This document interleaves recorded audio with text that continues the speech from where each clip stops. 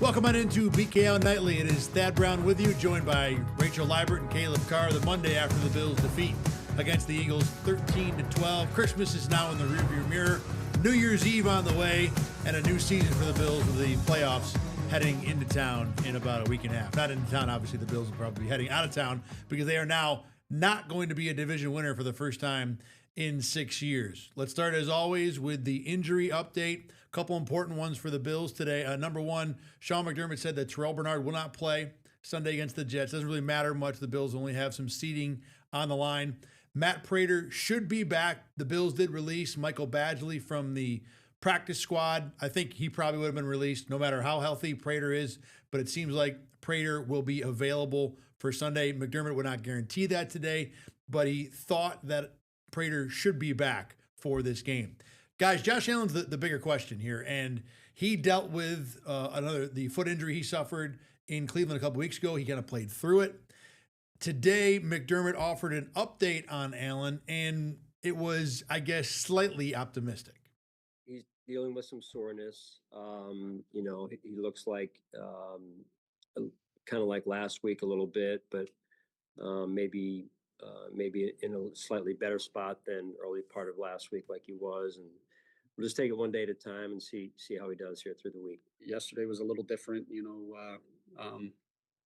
once he was hobbling a little bit, but once the adrenaline got going again, look at the last drive of the game, he's running away from Jalen Phillips, right? So it was just constant communication with him about how he's feeling, how it's going.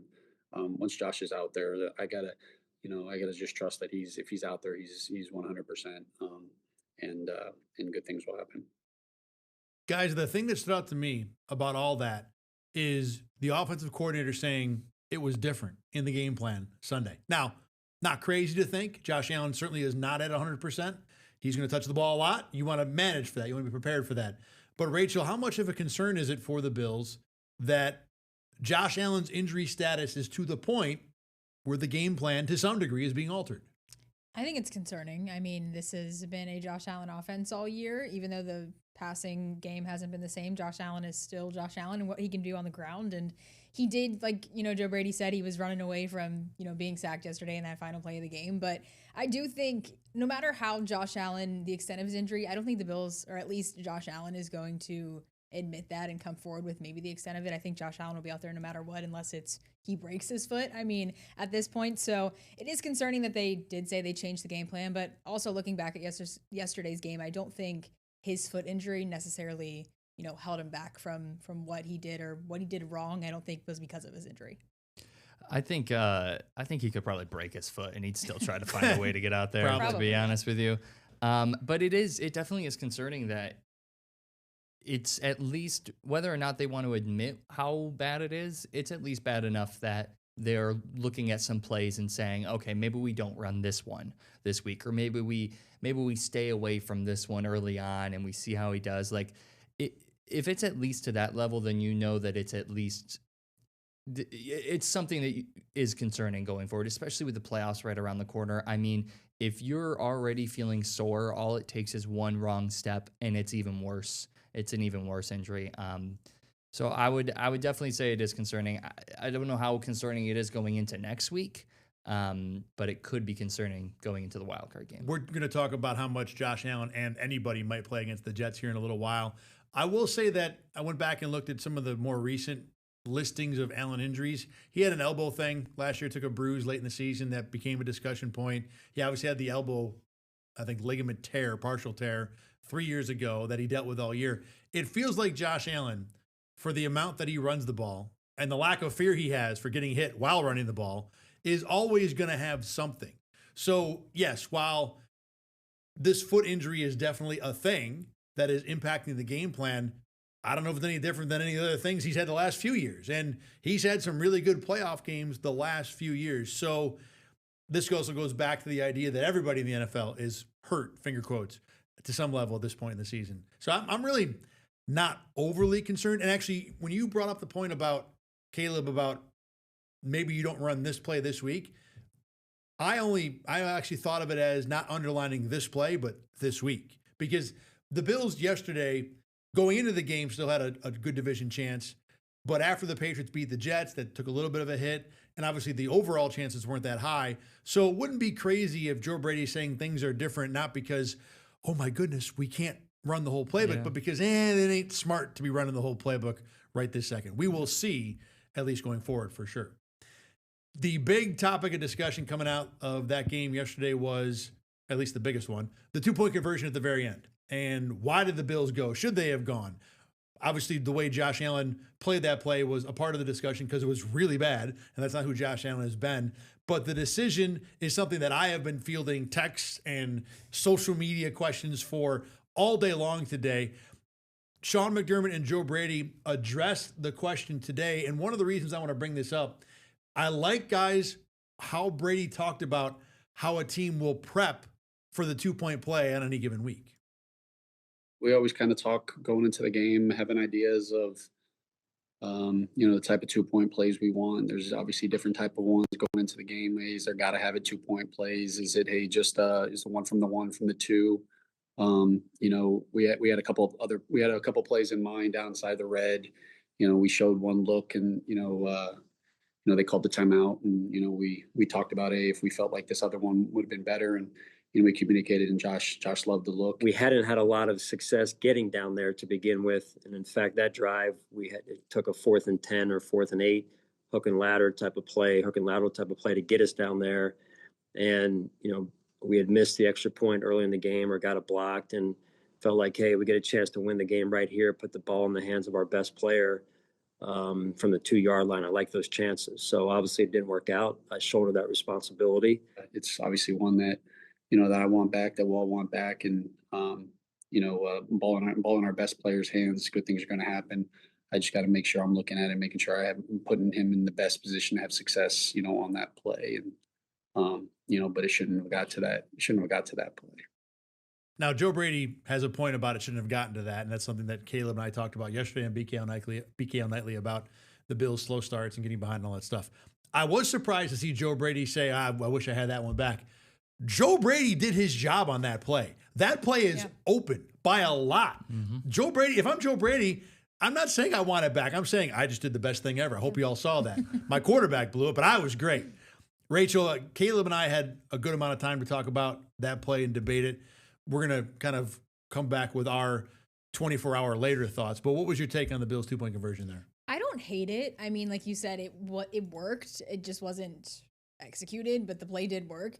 I don't hate that they went for 2. I feel like maybe in that situation, I would want them to just kick. I mean, I know the other one was blocked, so that I'm assuming had to go into the decision. But I mean, I don't hate it. You're going to win the game. It's not a super high stakes situation. I mean, you're crawling back from being down 13. I mean, I don't hate the play call. Obviously, it worked. It just wasn't executed. So my thoughts are, I think they maybe would have kicked it and sent it to OT, but at the same time, I don't hate it. I will admit that on the sideline, I don't know if I told you this yesterday, but on the sideline, we were having this discussion pretty much from the moment the Bills got the ball at 13-6. And my first reaction was, of course they're going to kick. They're kicking the Eagles' butt the whole second half. Mm-hmm. Why not just go to overtime and keep doing that?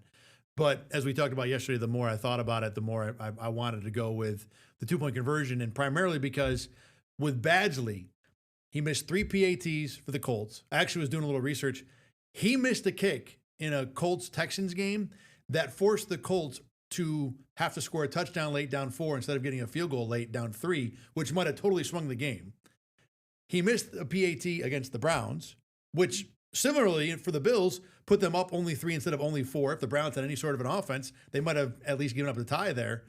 And then he missed the PAT in this game. So you cannot run that guy back out there again. Anything different from you after thinking about it for 24 hours? The only reason that I'm going against kicking is because of Badgley, and is because it's not a guarantee. You put any other kicker out there, like I don't think that's funny. So let's say it's Tyler Bass, or let's say it's Prater, who's been good this year. Prater, I'm putting Prater out there. Really? Last night, so after thinking about it, yes. So last night I really liked the aggressiveness.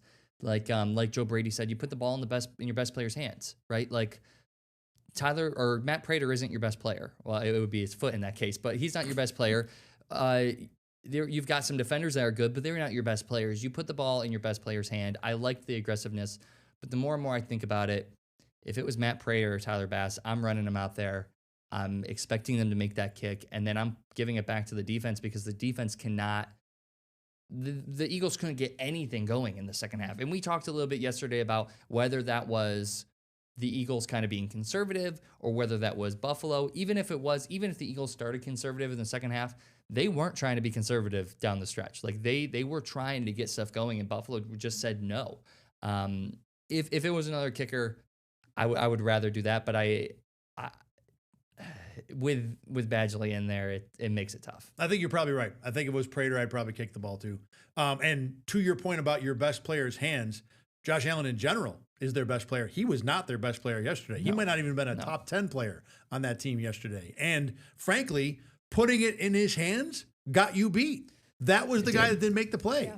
So I still think you got to go for two for a lot of reasons. Let me ask you guys this: were you all set on a 2-pointer? Or anything? Yeah, I mean, I'm just thinking about it. Yeah. I think I'm indifferent. Like, I think if they wouldn't have gone for it, I would have been like, I'd just go for the win. I mean, it's not that, like I said, it's not a super high stakes game. Yeah. But at the same time, yeah, I mean, if it was a different kicker, I do agree that I think they 100% should have kicked. Let me throw the other controversy at you guys that I've been getting a lot. Should they have kicked a field goal on the third quarter possession where Allen ran and eventually got stopped at the 1? So it's 13-0, 2-ish minutes, 1 minute to go. 4th and goal at the 3. Do you take your 3 points there and make it 13-3 with 16 minutes left to go in the game? Caleb? Do you want me to go first? Yeah, you go first. No, I had no problem with the go there. I had no problem then. I have no problem now. To sit there and expect that the Bills are going to get 2 more scoring drives, which is what it would have taken if you kick a field goal there, when you have had, let me count, 1 scoring drive before that, I think is lunacy. And the other idea is, yeah, we know now that the Eagles weren't going to do anything offensively in the second half. You don't know that at the end of the third quarter. So if you kick a field goal there and then they turn around and hit 1 pass to A.J. Brown and kick a 50-yarder, now your field goal's done nothing for you. So I do think going for it was the right call there. Let me share a conversation. I got a friend who's a huge Iowa football fan. Iowa well known for having great defenses and terrible offenses. And he's like, I've seen this game 1,000 times. You got to take the 3 because when you don't score many points, you don't know when that could pile up. And as much as the Bills are not Iowa football, in this game they were. Yeah. So there is an argument for it there, but I still stand on I would have gone for a touchdown. Okay, I've filibustered enough. Caleb, you have to talk now. I do think going for the touchdown is the right call. Again, it's keep the ball in your best player's hand. Whether or not Josh Allen made the play, and there he definitely didn't. I mean, we've had discussions about how Brandon Cooks was standing wide open on the right. How was it Ty Johnson was over the middle, was across the middle, and it was only like a second or two, but he was open for a second, and it's a play that Josh Allen has made before. I think you rely on Josh Allen to make that play more times than not. And this game was filled with the knots. But for the entirety of his career, we've seen what happens when he does, and it's successful, and it's happened a lot. So I think this is one of those occasions where Josh Allen can't do it every time. He can't make the play every single time. The throw to Khalil Shakir in the back of the end zone on the 2-point conversion is a pretty quote-unquote routine play, but it's one that he's human. He's going to miss it, and unfortunately, that's just the one that he misses. I think Josh Allen makes enough good plays for you to continue putting the ball in his hands in these moments, whether or not he made the last one. The only thing is, though, the Bills have not been good in 2-point conversions this year also. So Josh Allen obviously Josh Allen is Josh Allen, but he also hasn't done well in those moments of the 2-point conversions that they've converted 1 this year out of 6 that they've gone for. So not that really doesn't really change my opinion about yesterday's situation, but still, I mean, they haven't really done well in that situation this year either. So small sample size, but it's kind of wild. It's a pretty overwhelming sample size. Any take on the 4th and 3 go at the end of the third quarter there at 13-0, Rachel? I mean, if they would have kicked it, I agree with you. I think you're just, okay, what's that going to do? I mean, in the long run, it does something, but in that moment, I think I agree that you go for it.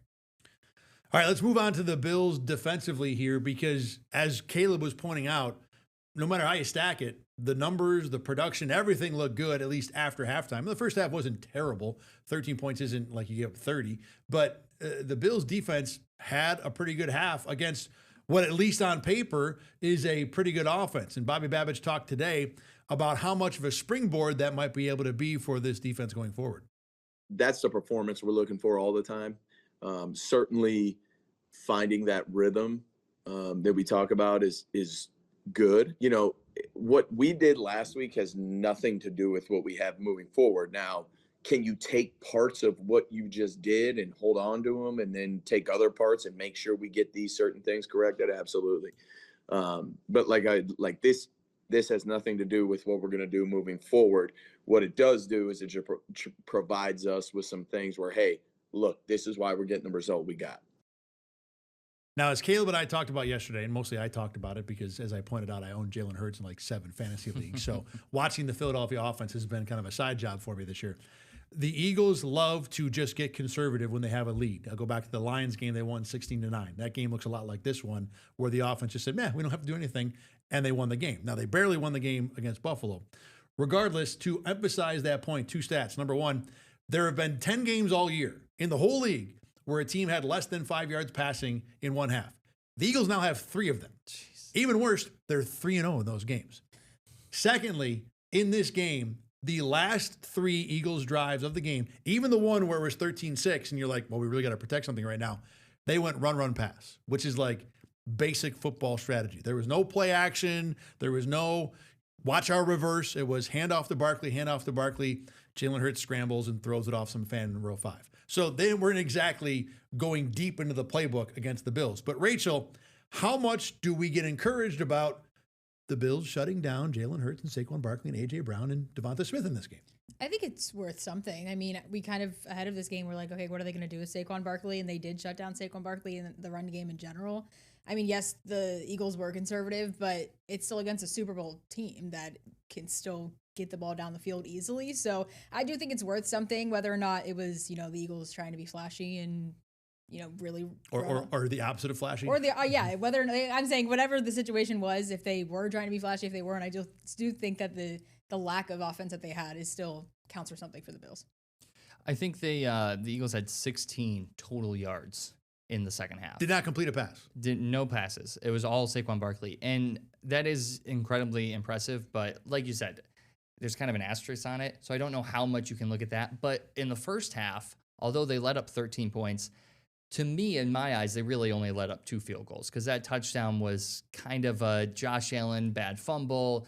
The defense gets it at the 50-yard line, and now you kind of got the momentum, and the Bills' defense is on their heels a little bit. Like, I obviously would have been nice if they were able to hold them to 3 there, obviously. But I don't want to put that touchdown blame on the defense too much. I thought the defense played very well in the first half. Obviously, stat-wise, it looked better in the second half. But I think that first half showed a lot of promise as well, just as much as the second half might have. I don't want to excuse the touchdown drive. It was 45 yards. I don't want to fully excuse it, but take some blame off of it. Yeah, but the Bills pride themselves on watch us on change of possession. We're going to go out there and make a play, and they did not do that, and it was among the small things that were the difference in the game.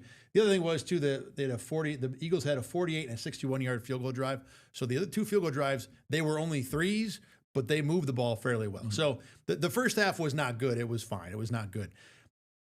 I think the thing I'm most encouraged about is when you look at this secondary that has been actually pretty good most weeks, to go head-to-head with A.J. Brown and Smith, and even Dallas Goedert, who's a solid option. Even if the Eagles are being conservative, you still had to win third down. And the Bills won third down over and over and over in this game. That's the thing that I would look at and be most encouraged about when it comes to this defense. All right, let's move on to the BKL Nightly Roundtable right now. First topic today.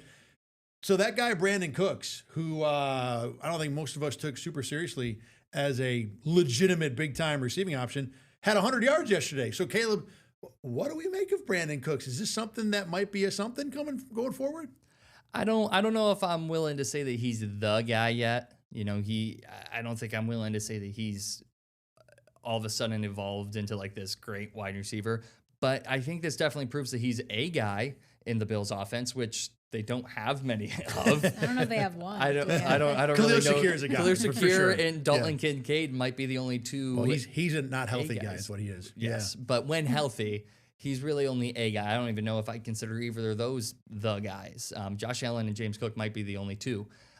So this is an offense that definitely needs as many guys as they can get, and I thought this game showed that he could at least maybe be that. I will say, watching the film, the 50-yard throw I thought was a good schemed up play from Joe Brady. but Brandon Cook's speed kind of makes it happen. The one that Allen missed deep to Cooks was a Cooks play. He had a really nice stop and go route, fought through some contact to get open. And Allen, it's not an easy throw. It wasn't wide open, and Allen just missed it. That happens. The other deep one that he caught, the 36-yarder, he's not open, and really Allen probably shouldn't have thrown it. That looked a little like a heave and hope to me. And Cooks got the ball in his hands, then knocked away, and then back into his hands, so a little fortunate. But there is some good in there for Cooks for sure.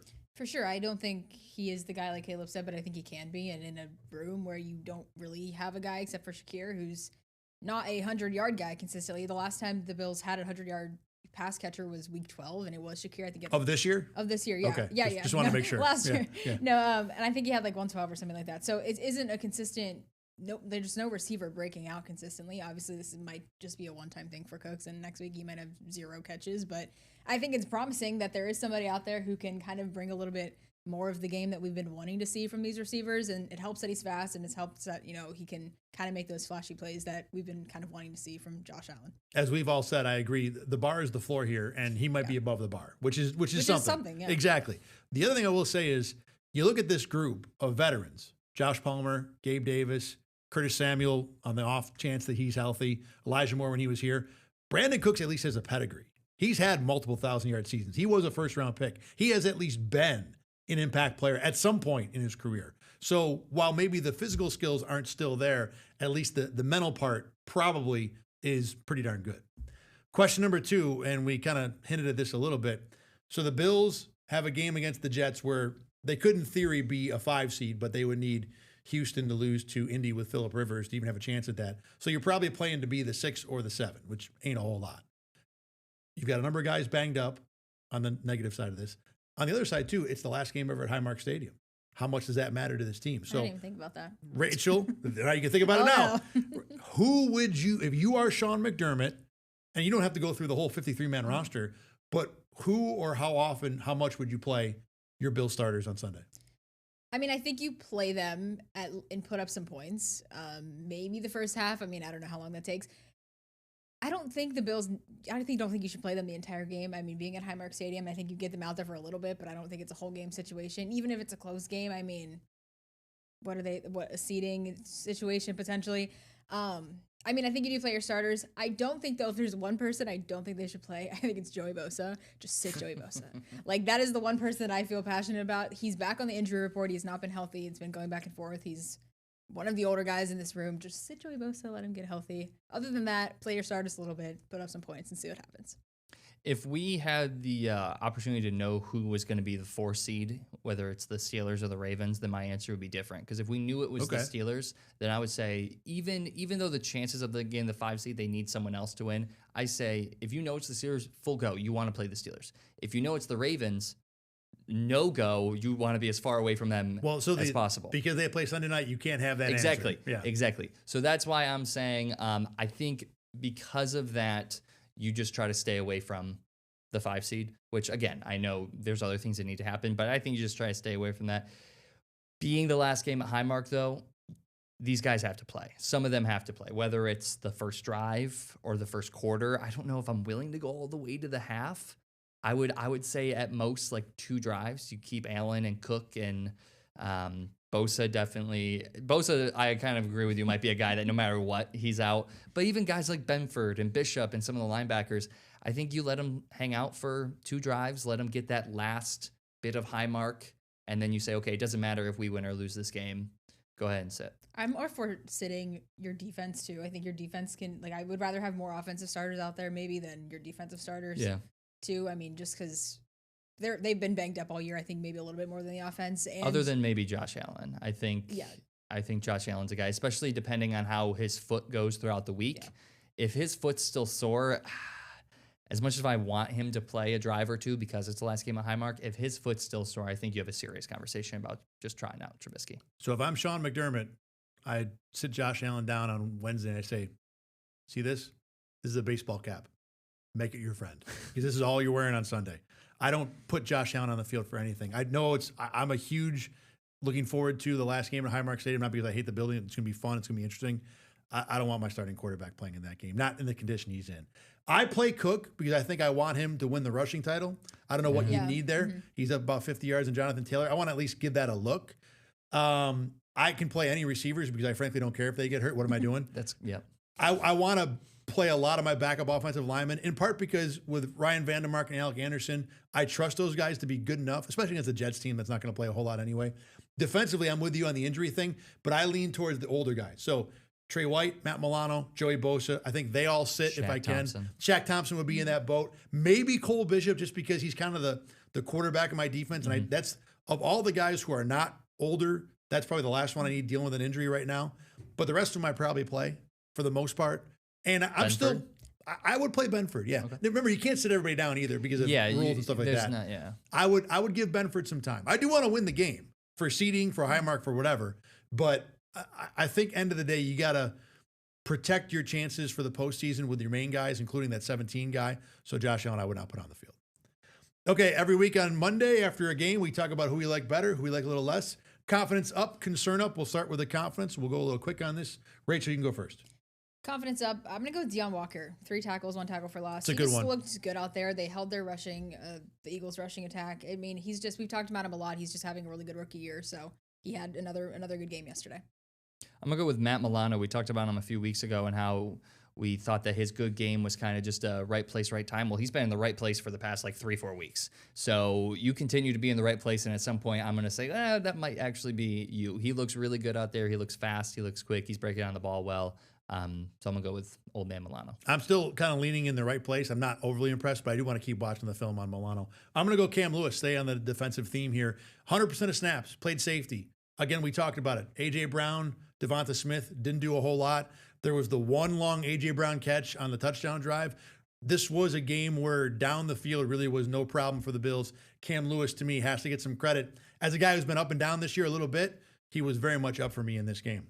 On the flip side, concern up. Caleb, you can go first for this one. My concern up is the Bills' offensive line. I'm still confident in them, but I'm definitely less confident. It's just, I've seen Josh Allen kind of one too many times have to run around the pocket, and I get that's also because of some of the receiving problems downfield, but there seems to be some plays where it's happening a little bit too fast for my liking, and especially when you know that your star quarterback is back there on a hurt foot and you still go out and let him be sacked 5 times. Now, again, some of those are his fault, but still, that's probably mine for this week. I thought about going there because this is the second or third time the Bills have played a high-level defensive front and have not looked good. Yes. And look, high-level defensive fronts are that for a reason, but you're supposed to have a high-level offensive line. Look more competitive than they have the last few games. Rachel? Caleb took my answer, but I'm going to go more specific. Osiris Torrance just beat all day. I mean, for me, anytime Josh Allen was under pressure, of the 5 sacks that he took, it just looked like Torrance was just beat, and then he was just kind of standing there. So I don't know if the O-line as a whole, like we said, has been struggling, but for me, he stood out as maybe the one who struggled the most yesterday. Pass protection has always been his weakness. He's been better at it the last year and a half, but the last few weeks, I've noticed consistent, the wrong word, but the struggles continue to pop up over and over and over. For me, it's Josh Allen. And not just because he had a bad game, but we are seeing, and similarly against really good defenses, that he can't save this team. And it's not because he's terrible, but I don't think that the year he's having is at this point giving me confidence that when we get to the playoffs, he's going to be able to solve it 3 times in a row, that there will be more help needed than is being provided, which probably has been the story all along. But the way he's seeing the field or not seeing the field and putting the ball on the ground, he had 3 times yesterday, only got credited with 2 fumbles. There was a 3rd time where he bobbled a ball during a sack. There's a lot of things that are happening here that just aren't good enough or aren't what you would expect from 17, who around Western New York is hailed as like a savior. Regardless, for him, he has not played at the level the last few weeks against really good defenses than you would want. All right, that's going to do it for this edition of BKL Nightly. Thanks very much for joining us. It'll be me and Carl Jones back tomorrow to break down all the film on the Let's Talk Ball edition, and then we will have regular shows this week, Wednesday and Thursday. No holidays for us.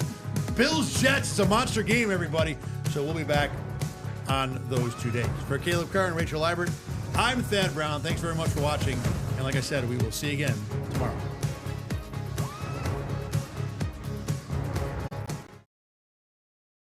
Get the Rochester First streaming app today for everything you love from News 8 On Demand, plus exclusive shows you won't see anywhere else. Search ROC and download for free on Roku, Amazon Fire, and Apple TV.